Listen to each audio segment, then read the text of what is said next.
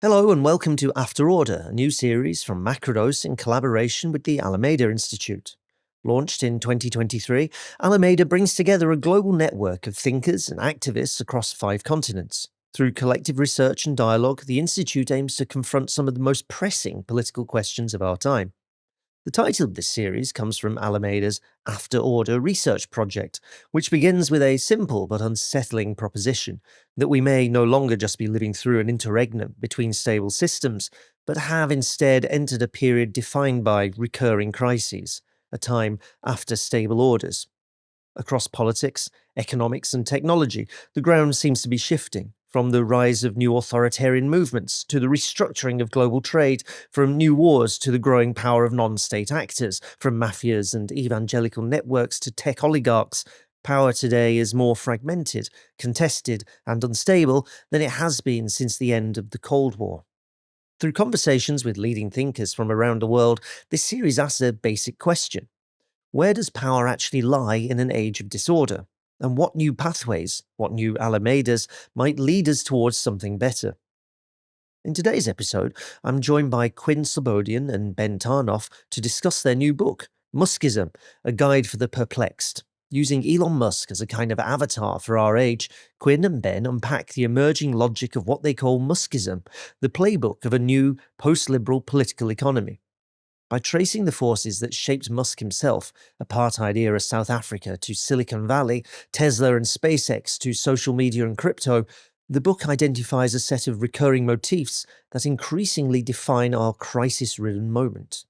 Muskism, they argue, speaks a language of civilizational emergency to justify a particular vision of the future, a future where the technocrat is king, where private power leans heavily on the state despite claiming to transcend it, and where salvation is reserved for a select few elites.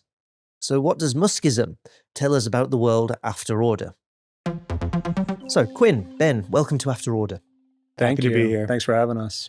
I wanted to start with the big, obvious question. We're calling this series After Order because it's about what happens to the world when the forms of order, the institutions, the systems that we have that have kind of kept everything stable one way or the other for decades now, start to fall apart. And that would be associated with something that often gets called neoliberalism and the end of neoliberalism. So the big one to start with, I suppose, for both of you is, what would you mean when you talk about neoliberalism? Well, I think the way it relates to what we're going to talk about today connects to 2 definitions of neoliberalism. One would be thinking of it as a kind of ideological doctrine, that preaches an idea of individual freedom, choice, and those things being realizable within a state system that keeps democratic societies from interfering too much with certain ground rules of private property, competition, and so on, associated with people like Friedrich Hayek and Milton Friedman and so on. The other way of thinking about neoliberalism would be as a kind of a series of processes, including, the ever greater dependency on financial systems for the reproduction of societies, moves towards deindustrialization, global outsourcing, deregulation. And I think it's worth mentioning those things at the top because the way we talk about Musk, I think, relates a lot to the second in the sense that Musk is a product of the world that neoliberalism created, but much less obviously connects to the first, because as we'll discuss, the principles of Muskism often seem to not only have little in common with even the core ideas of individual choice and freedom, but the very idea of being able to understand something by, connecting texts from one to the other and influenced through think tanks and rolled out through policy is very different from the way we understand Muskism in this book and how we understand the kind of dominant ideology of digital capitalism. Just going to add that I think our reason for doing this project is precisely to try to answer this question, or at least give us a new vantage point on it, which is, I think it's widely understood that we're after neoliberalism, we're after post-Fordism, whatever you want to call the period of global capitalism between the 1970s and the present. I think what's less clear is how do we define the current moment? We've been reading and influenced by various efforts to do so through concepts like techno-feudalism, through some accounting of the role of digital capitalism. Muskism is our provisional answer to that question. We think it's actually a different way of telling the story of the last 40 years that hopefully gives us some handholds on the current period of crisis and where it might be going. you use Elon Musk as a kind of figure to tell the story. The book is sort of not entirely his life story, but it's a sort of series of things that he does that gradually build up this picture. And you draw the direct parallel, you just mentioned it yourself, with somebody else, a well-known car manufacturer, Henry Ford, who also gave his name to, Fordism, which we'd all now understand as this. Well, following actually Antonio Gramsci, I suppose, is probably the person I can think of first to really sort of systematically think about this as a system of, yes, mass production in your Fordist factory, but also bigger than that, a system of organizing society, a system of how society thinks about itself, of mass consumption, of a particular kind of standard of life, a particular way of life, all combined in this bigger concept of Fordism. And I think, is it fair to say you're trying to do something similar with Muskism, that this isn't just about Elon Musk himself or his particular stated beliefs, but there's actually a reorganization of society that's attached to this? I think that's exactly right. I mean, the term Fordism was coined actually exactly 100 years ago by a German economist. He referred to it, among other things, as a dictatorship of technical reason. And by doing so, he wasn't claiming that Henry Ford himself had come to a series of principles or was acting in some premeditated way. But as you say, that if one takes the assembly line and mass production on the model he describes, then an entire reorganization of society needs to follow to deliver the workers into the factory in healthy enough condition to be able to do their jobs, to anchor what had been often unruly class struggle and social movement and turn it into something regulated by collective bargaining agreements and a certain degree of labor peace. So from the 1920s through especially the French regulation school efforts of the 1970s, at a moment when Fordism seemed to be dissolving, people have tried to take these figures and then extrapolate something larger about the social system by investigating them more closely. Where exactly we were inspired by that was to ask, what is the mode of regulation that happens outside of the factory? How is the disruptive effects of any new production process stabilized in the world that Musk proposes? What is, in short, the social contract that Musk is offering? So we use that idea of Muskism, like Fordism, as kind of an analytic, but also kind of, as has been suggested to us, as a kind of way of strategizing too. Because if you can understand more broadly how it is that this erratic moron has become the most highly rewarded person in the current global economy, then maybe you can understand better, the vulnerabilities within the system that he's helped create. So what is the social contract? Because to me, the social contract under Fordism is something that sort of died a death in this country a while ago. It's quite clear what you're going to get, a big welfare state and a colour television, and your television's going to be better this time next year than it was, and that's what you're going to have for a long period of time. Neoliberalism did at least part of that, which is, you have a really good plasma TV in your house, right? And this is part of the deal. What does Muskism offer? Well, this is where the difficulty comes in, which is that there actually isn't a very good social contract under Muskism. As you mentioned, both Fordism and post-Fordism do attempt to offer some mechanism for securing consent, for manufacturing legitimacy, either in the case of a relatively stable wage through industrial work on Fordism, or with post-Fordism, as you alluded to, a kind of wider differentiation of consumer goods, but also asset price inflation, right? People particularly understood to be homeowners and retail investors, and also through their pension funds, are benefiting in some form from rising prices of financial assets. Muskism, in contrast, doesn't appear to have a kind of broader appeal of those kinds, but we actually take that as symptomatic, as telling us something about Muskism as a system, as a political economic paradigm, which is that it does not think about consent or legitimacy as necessary terms. And that's precisely because it does not start from the individual, it starts from the computer.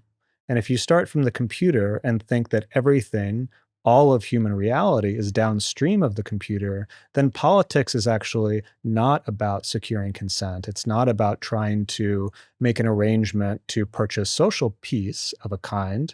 It's actually about seizing control of the correct computers, reprogramming the code base, and letting the effects proliferate downstream.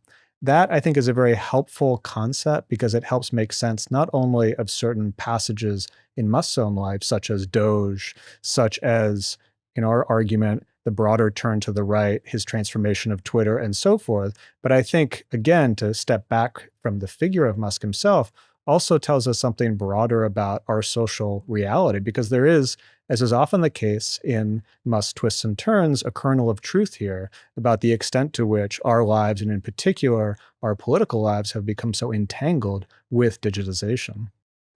So as Ben said, if the post-Fordist form of buying legitimacy and consent was in part through the creation of systems of financial support, which one could then, in a responsibilized way, either succeed or fail inside of, then there's certain core ways in which Muskism continues that. And I'll give you a very concrete example.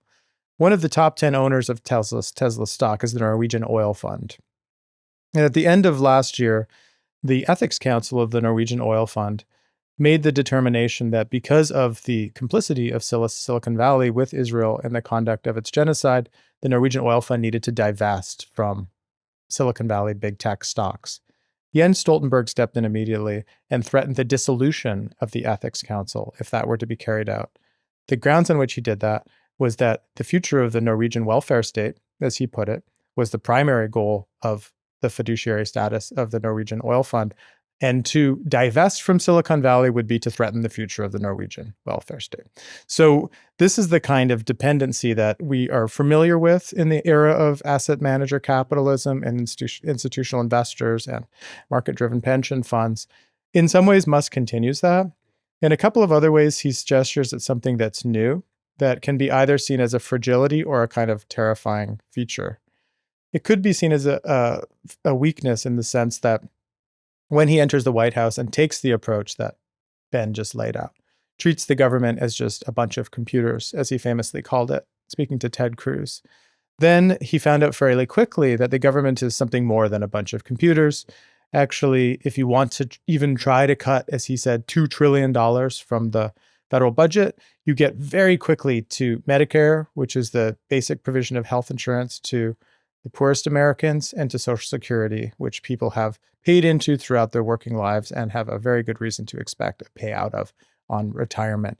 As soon as he touched that third rail of politics, all hell broke loose. That's when the town halls filled up. That's when his poll numbers started to tank. And that's when he kind of needed to leave government with his tail between his legs, ultimately actually adding to the federal deficit after the One Big Beautiful Bill Act introduced more tax cuts for the very wealthy. So you could look at that and say, aha, Muskism is weak. He thinks people are computers. They're not. Old-fashioned democracy is still alive.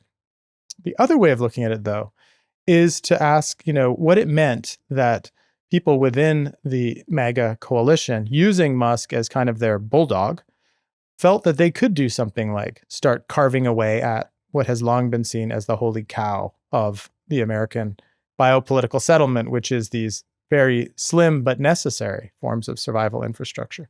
What does it mean when you feel like you can chop away at those? It might mean, thinking like the regulation theorists, that you actually have no fear of backlash, or that the social contract actually already has been thinned out to the point of non-existence. Thus, you would feel no fear that there would be, insurgent social movements that would punish you for this act. So maybe that form of consent and legitimacy that one looks for in the case of a Fordist or a post-Fordist arrangement is no longer necessary, that we've advanced far enough down the road of what we call Muskism that has been kind of thinned out to the point of disappearance. I mean, you preempted slightly my next question, which is, well, you may not believe that consent is necessary. This doesn't, in fact, get rid of the problem of consent, right? That we haven't had any version of capitalism, even to think about it that far, where consent has not been a sort of primary thing it searches for in one way or the other. At least any version of capitalism that has any sort of continued expansive existence. You take the European state system, it has a pretty solid version of consent built around a welfare state, the provision of certain kinds of consumer goods over a long period of time. Neoliberalism never seriously gets rid of that. And it doesn't seriously challenge, as you say, the sort of fairly minimal by European standards, but nonetheless real parts of the welfare state that existed in the US in particular. It was never able to get rid of that. And at certain points, there's a direct relationship. And New Labour is almost the classic example of neoliberalism on one side, actually deliberately welded onto social democracy. Here's a welfare state. Gordon Brown as Chancellor is going to increase spending on the NHS, education. But at the same time, we're going to let the City of London off the leash and you run around and create the greatest credit bubble in history. You have this fusion. of different elements there. Muskism doesn't seem to have that, and this is where the question comes in, that maybe then this starts to explain why the more obvious sort of ideological leanings it has, the way it would talk about, and Musk will talk about, society ought to look like this. We're taking on the woke mind virus, that actually these are the realities we face, and these liberal idiots running everything are trying to convince you otherwise. It's like, it's very sort of overtly ideological and political approach to these sorts of problems, in a way that the sort of passive consent, or the consent that happens without anyone really thinking about it, of Fordism or post-Fordism, it seems to be quite distinct. Yeah, I'd agree with that characterization, but I think to the extent possible, we're trying to understand Musk as someone who is not perhaps uniquely ideological or uniquely deluded, but someone who is absorbing certain currents in the broader social, political, economic, and indeed technological reality, and reflecting them back to us in remixed and radicalized ways. So in the case of what looks like a relative weakness of Muskism, of the kind of absence of a social contract, and how that's downstream of a kind of cyborg view of reality, there is in fact a quite real development which is occurring as the backdrop to this, which is artificial intelligence. And artificial intelligence, when you look at the Silicon Valley leadership class, of which Musk is a member, there is a consensus view that so-called artificial general intelligence will be reached very soon. And this is understood to be the threshold at which an AI system will be sufficiently sophisticated to perform most, if not all, mental tasks. And that this will in turn lead to the elimination of vast numbers of white-collar jobs. And most of the population under this scenario would be defined as surplus to the requirements of accumulation.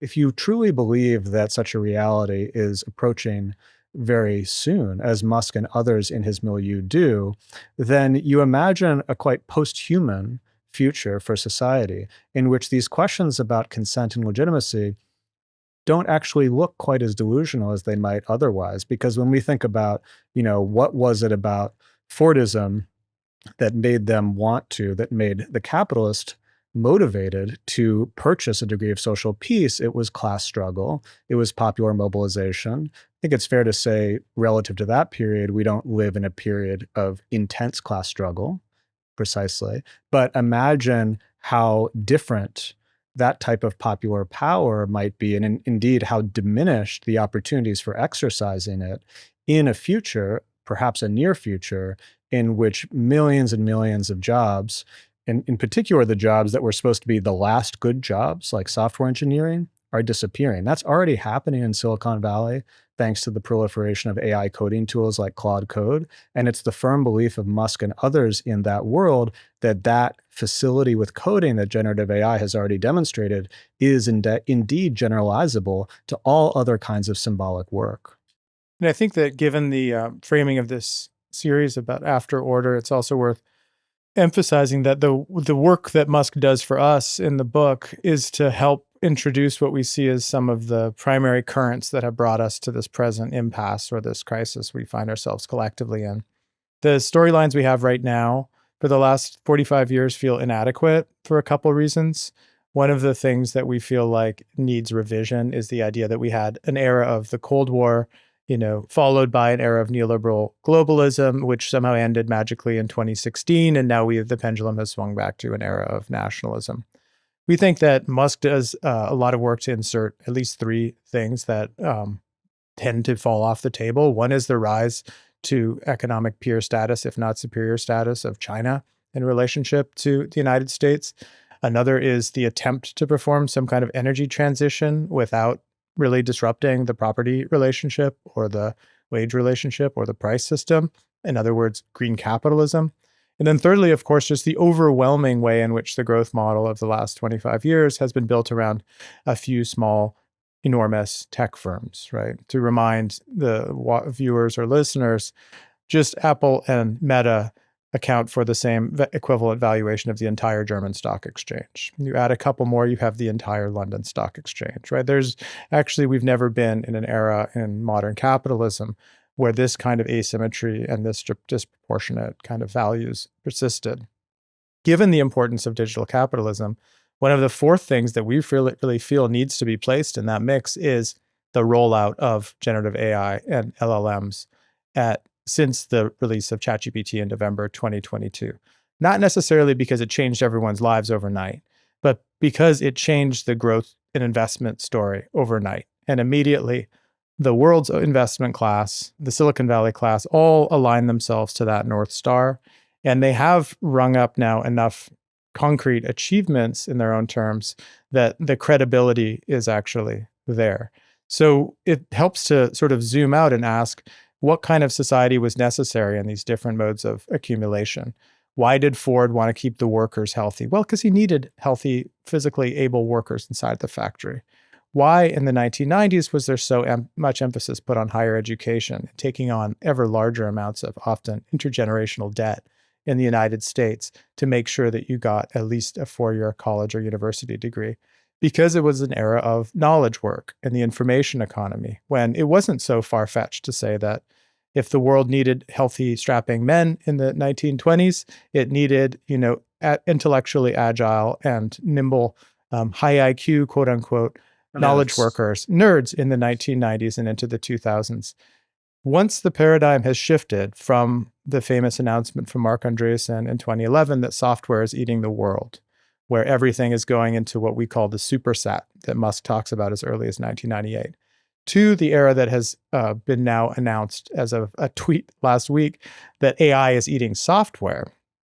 And the number of humans required to operate that once the data centers are built and up and running is shrunk down to a fraction of what preceded it, then it becomes a question of what kind of people are needed for this new mode of accumulation and profit generation.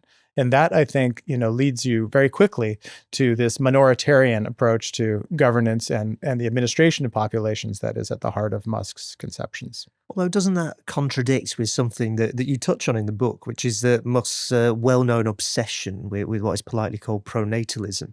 It really comes down to sort of breeding and eugenics, really, is actually where he's got to with this. That famously, he thinks that the biggest crisis we face really is the fact that people, and you don't have to look too far to think that he means certain kinds of people, aren't having enough babies right now. If you're saying that the world that he's described and that they are describing of artificial general intelligence really exists, we can come back to how plausible that is, but okay, it really exists, so the surplus population is massive.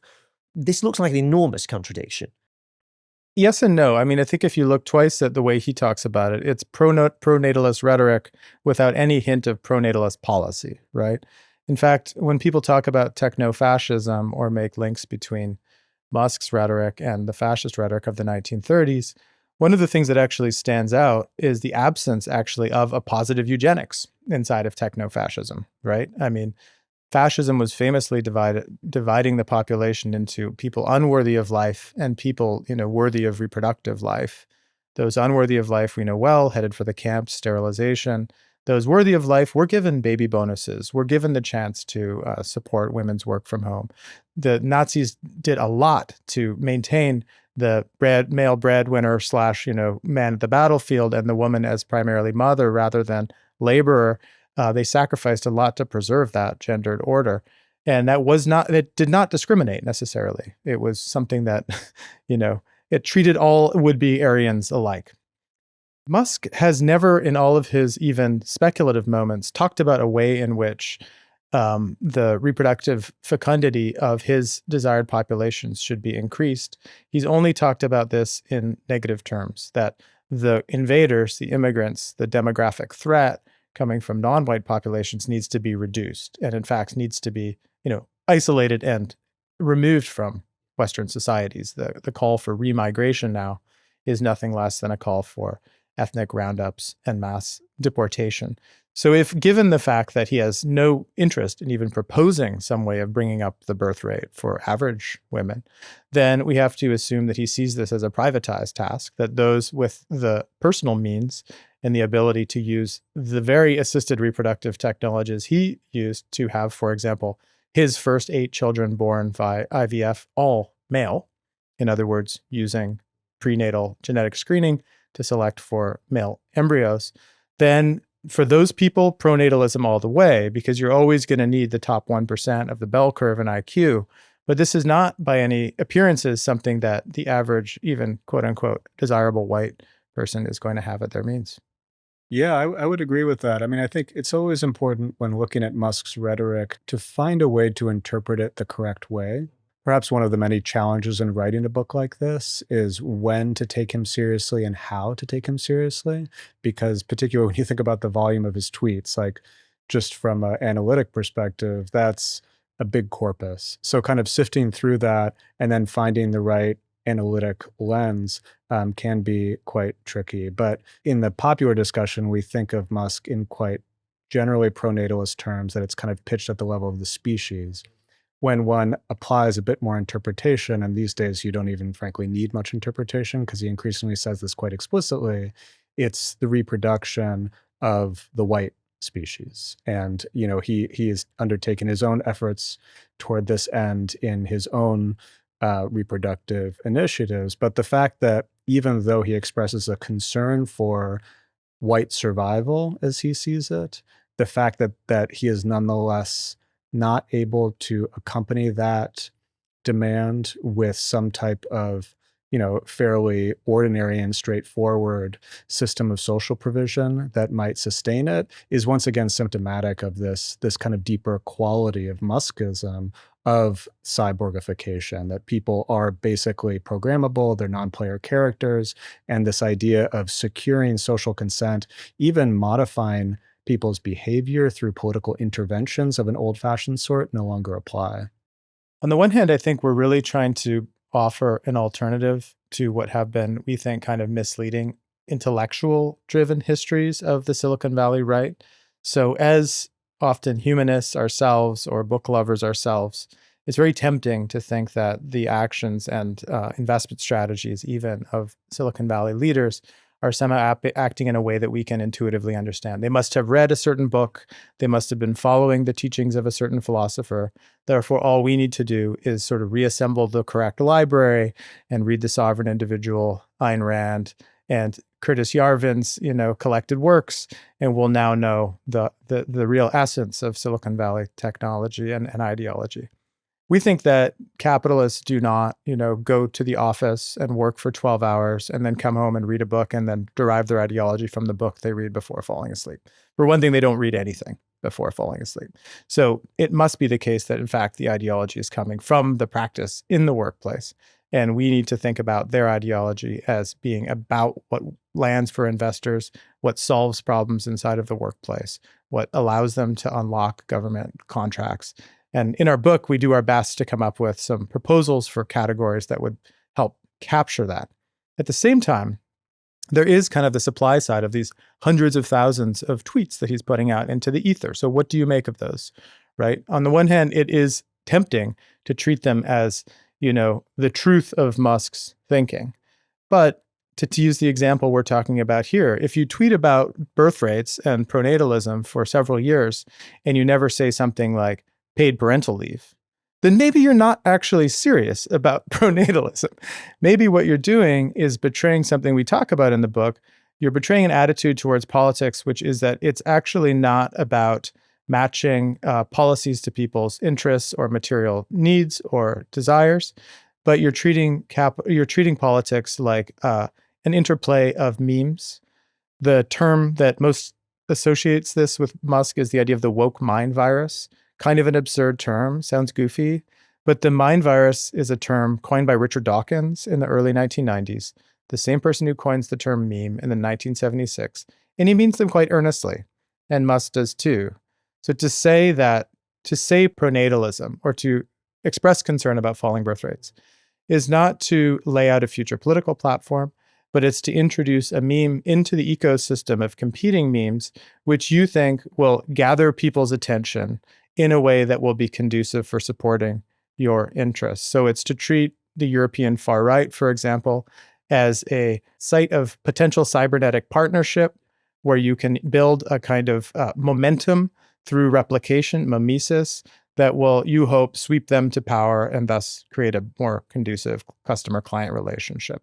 So things like the Great Replacement operate in that way as what he sees as more and less efficacious memes by which he can produce an anti-woke mind virus to battle the bad contaminant. I want to come back to one part of what you're saying, because I think it's a real strength of the book is not starting with the what books do we think Silicon Valley billionaires have been reading, and does this describe what they're doing? You're absolutely right that like these people don't read. Occasionally they write, and maybe we'll come onto the question of Peter Thiel and his relationship to Musk and conflicting versions of what Silicon Valley thinks about itself. But the bit I did want to pick up specifically is that you mentioned the European far right. Elon Musk has developed something of a minor obsession with Britain in particular as somewhere that he's putting an awful lot. I mean, if you're sitting in Britain, it looks like this, an awful lot of time and effort and attention to poking very specifically at the British government, the wider sort of British liberal class as he might see it, deliberate interventions and things like the Unite the Kingdom rally and march from last year. This is appearing on a big TV screen and telling everyone that violence is inevitable. That in the middle of riots in 2024, during the summer of 2024, he was there tweeting about how civil war is inevitable. This is deliberate, systematic interventions, picking a fight with Nigel Farage and going to the far right splinter from Reform and saying we must support, I've forgotten their name, Restore UK over. I mean, that's quite a deep cut if you're going into British politics, right? You're going, oh, never mind Nigel Farage, you might have heard of. You're going somewhere else entirely here. Where has this come from? What's he doing here? Well, I think it's certainly true that Musk has developed an obsession with both the British and the European far right. One of the ways to understand it is that the United Kingdom and Western Europe are perceived by Musk to be the ancestral home of white civilization. And further, these countries are ones that have really squandered this legacy because they have been too permissive on immigration, that they've embraced multiculturalism, that they have de-Christianized and so forth. And therefore, they're sort of the motherland that on the one hand, figures like Musk, but also others in the American right orient themselves towards, but a motherland that has lost its way. So I think that accounts for this, the peculiar character of the emotion, which is not just one of affiliation and affinity, but also contempt. There's also a kind of abusive relationship towards the United Kingdom and these Western European nations, because there's a sense that this is the source, but it's one that has now been contaminated, been diluted. And it's also let itself grow weak and soft, right? The idea is, I think Ben's absolutely right, that the main problem really is its infection really with these, human embodied computer viruses who are the people of North Africa and the former colonies in many cases. But also that the welfare state itself and organized labor has allowed Europeans to become lazy, in effect, and dependent on, and here we actually hear echoes of old neoliberal language. So he wants to help restore what he sees as the kind of world-conquering energy of, a Cecil Rhodes and the kind of the figures that went off and subdued the native populations in the colonies, right? By then, it's hard to get around the kind of things that was downloaded onto him as a youth in South Africa. And indeed, his association with Britain is often read through his relationship to his British roots, especially through his mother, May Musk, who was herself born in Canada, but traces her roots back to the UK. But I think that at a more functional level, so there's the ideology, but at a more functional level, his alliances with these European far-right parties is an attempt to find what I think he sees as the kind of Teslas of politics, right? The same way that 2 years before Tesla stock went vertical and eclipsed all other valuations for auto sector in general, nobody would have thought that would happen, right? Chevrolet, Ford, Toyota, these are brands that whose market dominance had been built for years. Nobody's going to suddenly switch to a newcomer. It hadn't happened, right? There hadn't been a successful new car brand in decades and decades. Tesla comes along and does it. Nobody expects it. He does it. How does he do it? He does it through memeing, right? He partially does it through owning the internet narrative. He earns it, of course, also through tapping into a desire for energy transition. But if you transpose that to these digital parties that have emerged in Europe over the last few years, whether it's Five Star or Reform UK, and you say, hey, these parties are doing something similar. They're using the affordance of the internet. They're outflanking these sclerotic, slow-moving dinosaur legacy parties of social democracy and Christian democracy. So if he can tap into their energy now and be seen as their kind of allies, once they are swept to power, he now has patron-client relationships with the new governing class in Europe. So even setting aside his far-right identitarianism, which now is impossible to deny, there would even be a kind of tactical utility to making these kind of bonds. I mean, this is something you draw out, I think, very well, which you don't often see, or at least I don't think you see enough, which is that, look, Elon Musk has a particular relationship to the state and to government, right? He builds his companies because he wins government contracts. And that is, as you point out, pretty much a deliberate strategy from the off, is to do something like this. And this is not, we can talk about whether the ideology ever really amounted to heroic beings, but the sort of heroic entrepreneur who's going to, the Ayn Rand, off you go and create something, and government's nothing but a pure parasite on John Galt or whoever's going to design wonderful buildings, all this sort of nonsense, right? The heroic entrepreneur, he doesn't give a toss about that. He's straight off, get the government contracts, build the factory, get the money in, get the subsidies, which he does straight away, Tesla most obviously, but then SpaceX even preceding that. This is getting to the material roots of a sort of ideology, right? This is where you need to start from to understand why he's thinking what he thinks and says what he thinks, and the confused mess that it is. Yeah, I think this returns us to a point that we really try to emphasize repeatedly throughout the book about Musk not being a libertarian, not being oriented towards the shrinking of the state, the diminution of state capacity or state sovereignty, which is how I think we often thought of what was happening to the state during the neoliberal era, but rather Muskism is about increasing state capacity through private means. But, that's not just something he plucks out of thin air. I think it does reflect some deeper political economic trends. You mentioned, for instance, the case of Tesla. Yeah. If you think about the renewable energy transition, obviously it interfaces with the consumer at certain points, like selling them a new type of car for their garage. But it's also a project in which you need quite a large degree of state partnership. And that's distinct from the consumer tech era of the kind that characterized Google, search engine, Facebook, social media, that if you like, certain libertarian and cyber libertarian fantasies could be more easily indulged in those political economic paradigms because, of course, there were always interactions with the state, but you didn't need to team up with the federal government, as Tesla, in fact, needs to do in 2009 to get a big loan under the banner of industrial policy, because renewable energy is, even as many of the venture capitalists investing in green capitalist firms understood at the time in Silicon Valley, has to also be a state enterprise. The same could very much be said of our current AI era.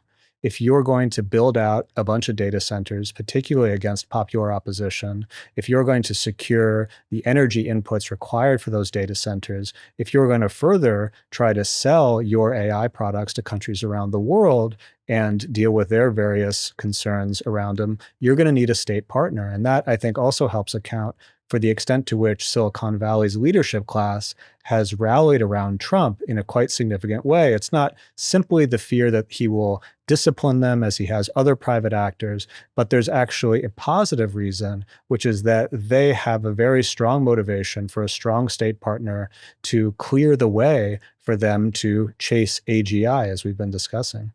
Yeah, and I think it helps to put some numbers on this just to give people a sense of the scale and, to remind viewers and listeners that this isn't just, a funny journey into the mind of one strange man, but really the infrastructure of the global economy. SpaceX emerges in 2002 as a way for the United States government to pursue what's described as network-centric warfare. So the new Rumsfeld-style military machine is no longer going to be, ideally, a lot of boots on the ground. It's going to be a small footprint of special forces operating globally with air power and, importantly, with coordination through satellite infrastructure. Musk basically pioneers low Earth orbit satellite connectivity to internet. He lowers the costs of putting mass into orbit by over 90% from the founding of Tesla up until a couple of years ago. He now has over 10,000 Starlink satellites in the sky. That's over 70% of the satellites altogether.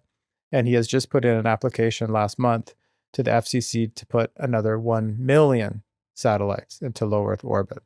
So this is a reach not just for, dominant market share. This is a reach for a global telecommunications monopoly and also by extension, monopoly of the battle space of every square inch here on Earth. So that level of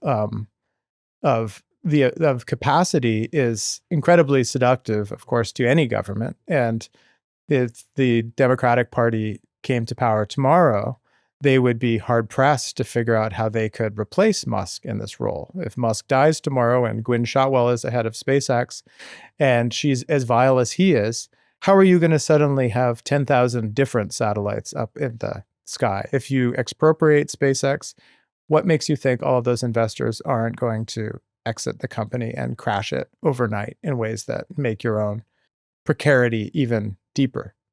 I mean, you do what Donald Trump has done, which is you buy chunks of companies and you buy out whole companies. I mean, this is where the kind of the state capital fusion is starting to happen.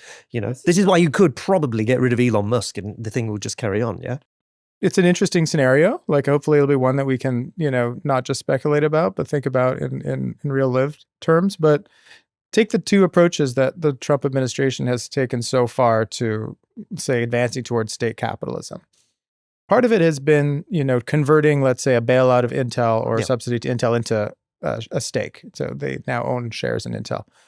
Alternatively, the idea that they would take some 25% of revenues from NVIDIA for its sale of top-end AI chips to China. Does that sufficiently discipline capital such that they will act in your interests all the time? I mean, the dust up with Anthropic from earlier in the Iran invasion suggests that it might not always work, right? Dario Amodei said quite forcefully that they were unwilling to allow Claude to be used in ways that would entirely remove humans from the loop for fatal targetings and to do mass surveillance. And the Pentagon responded also quite forcefully by declaring Anthropic a criminal entity effectively within the government supply chain.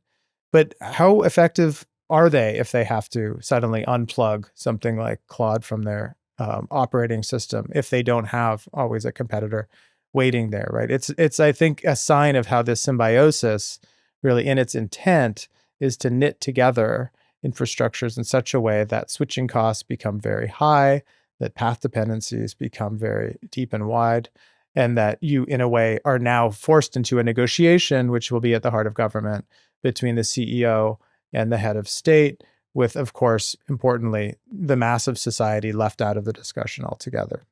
This gets us on to the sort of final question or set of questions, which is what do we do about any of this? I mean, we touched on that, potential future government might want to nationalize Starlink. Let's put it like that. But what does the actual alternative look like to any of this? You end the book. I mean, it's one of the things that comes out quite strikingly, just as we were talking, is how bleak most of this stuff is. Like, there isn't a positive vision from Elon Musk. It's just a world of, it's like Warhammer 40,000, in the far future there is only war. It's that kind of level of like everything's just grim dark forevermore. And this starts to come through quite strongly. And you end the book with 4 different scenarios for what Muskism becomes over time.